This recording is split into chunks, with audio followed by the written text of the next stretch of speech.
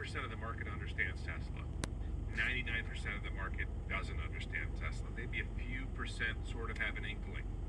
And the question is, what is going to trigger the broader market to say, hey, there's something here? So that's my theory. And just really quick, this is very relevant to my Tesla options strategy.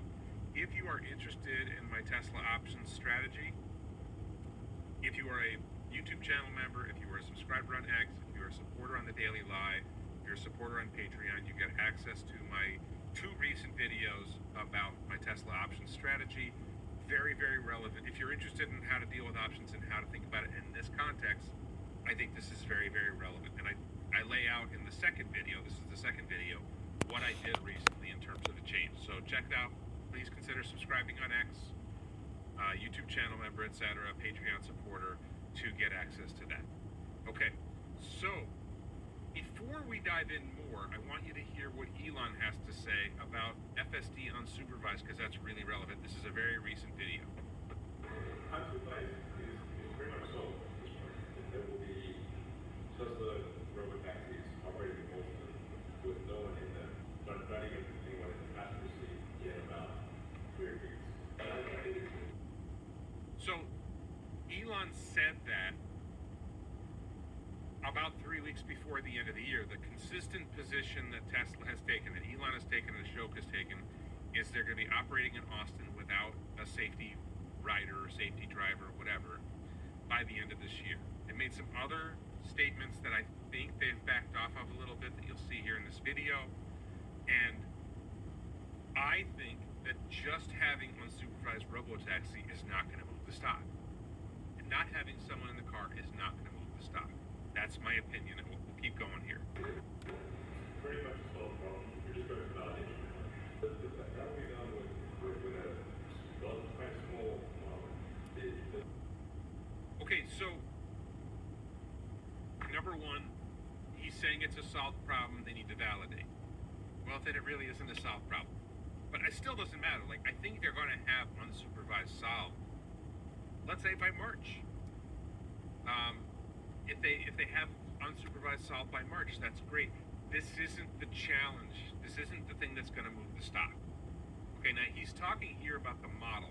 So what they do is they have an AI model that tries to understand the world based on data coming in through the cameras, and it processes things with a certain number of parameters. And a future model is coming that will have 10x the parameters, still running on the AI4 hardware. He's talking about this here, but they're saying they've got unsupervised solved on the smaller model. With the bigger model, of course, it will run better long term.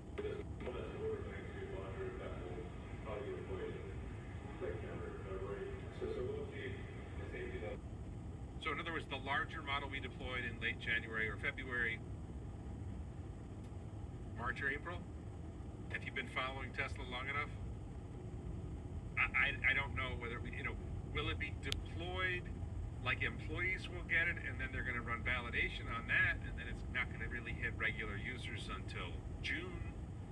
When's it going to hit the robo-taxi fleet? We don't know the answer to these questions. Cheese and crackers, that Musk Telecom.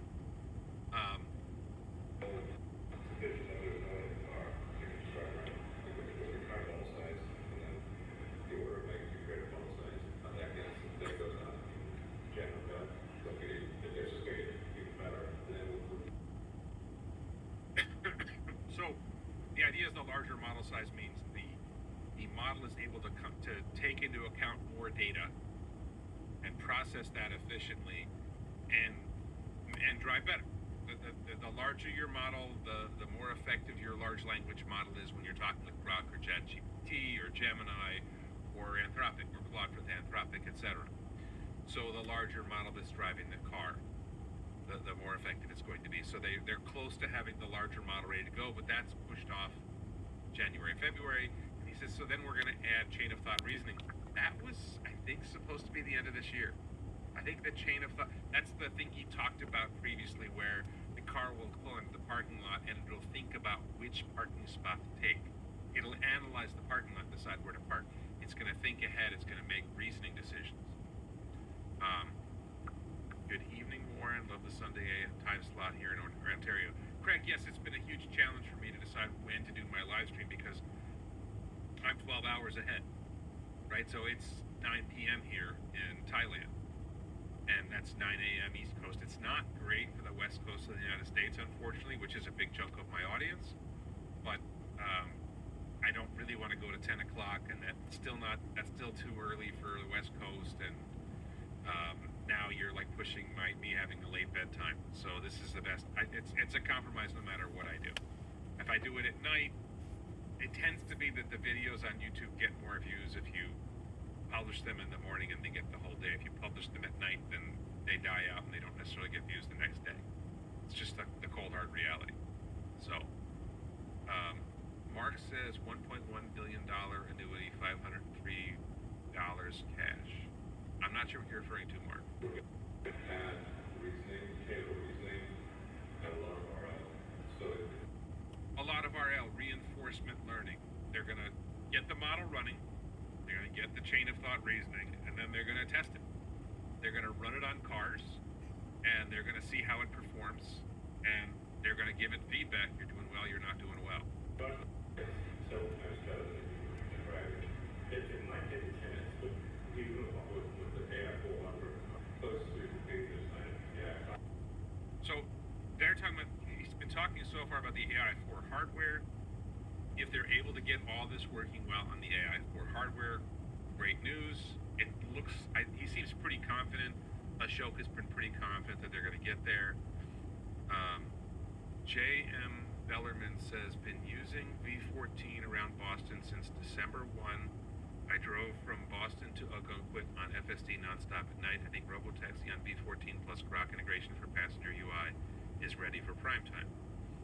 Yeah, the question isn't whether it's ready for prime time. The question is the error rate low enough to drive safely in sufficient volume that they can start running robotaxis without humans in them, scale up the volume to having 10,000 cars, then 100,000 cars, then 1 million cars.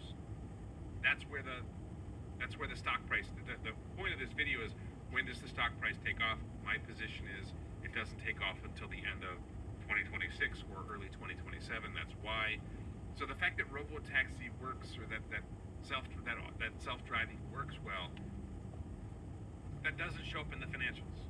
But some metrics about 40 times better than AI4.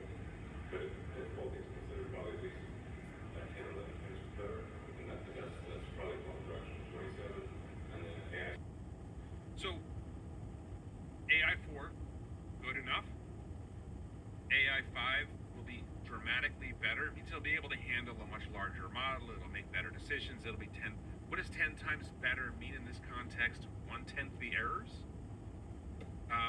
It's an interesting question, right? What exactly does Elon mean when he says that? But, AI5, AI4 will be good enough. Will be, maybe 10x better than human. He has said before, do they bother putting AI5 or AI6 in the cars if AI4 is good enough? That's an interesting question. William says, Tesla board must insist on 5-star telecom for any public talks by Mr. Musk. The potato microphone is unthinkable, signed wet blanket. Yeah, I mean, look, Elon's been doing interviews like this and public appearances like this and shareholder, earnings calls or whatever with low tech quality, and that's just the way it is. Sometimes it's great quality, sometimes it isn't. And if you don't like it, you don't like it. It's not really that important. It's important to you.